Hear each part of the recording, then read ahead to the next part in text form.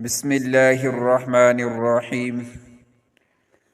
حضرت انس بن مالک رضی اللہ تعالی عنہ فرماتے ہیں کہ حضور صلی اللہ علیہ وسلم کے ایک صحابی کی کنیت ابو معلق تھی اور وہ تاجر تھے، اپنے اور دوسروں کے مال سے تجارت کیا کرتے تھے اور وہ بہت عبادت گزار اور پرہیزگار تھے۔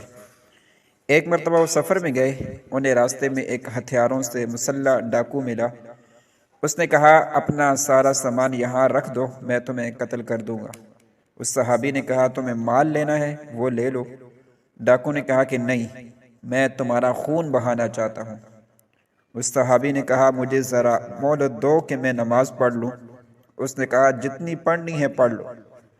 چنانچہ انہوں نے وضو کر کے نماز پڑھی اور پھر یہ دعا 3 مرتبہ مانگی کہ یا ودود، یا ذی العرش المجید، یا فعال لما یرید، اسألک بعزتک التی لا ترام، وملکک الذی یضام، وبنورک الذی ملأ ارکان عرشک، ان تکفینی شر ھذا اللہ یا مغیث اغثنی۔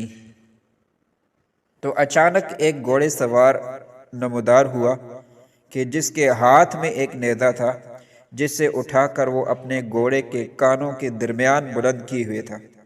اس نے اس ڈاکو کو نیزہ مار کر قتل کر دیا۔ پھر وہ اس تاجر کی طرف متوجہ ہوا۔ تاجر نے پوچھا کہ تم کون ہو؟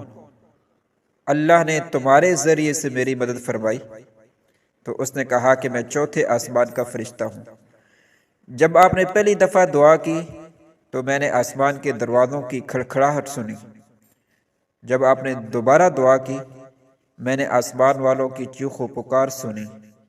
پھر آپ نے تیسری مرتبہ دعا کی تو کسی نے کہا کہ یہ ایک مصیبت زدہ کی دعا ہے۔ میں نے اللہ تعالیٰ کی بارگاہ میں عرض کیا کہ اس ڈاکو کو قتل کرنے کا کام میرے ذمہ کر دیں۔ پھر اس فرشتے نے کہا کہ آپ کو خوشخبری ہو کہ جو آدمی بھی وضو کر کے 4 رکعت نماز پڑھے اور پھر یہ دعا مانگے تو اس کی دعا ضرور قبول ہوگی، چاہے وہ مصیبت زدہ ہو یا نہ ہو۔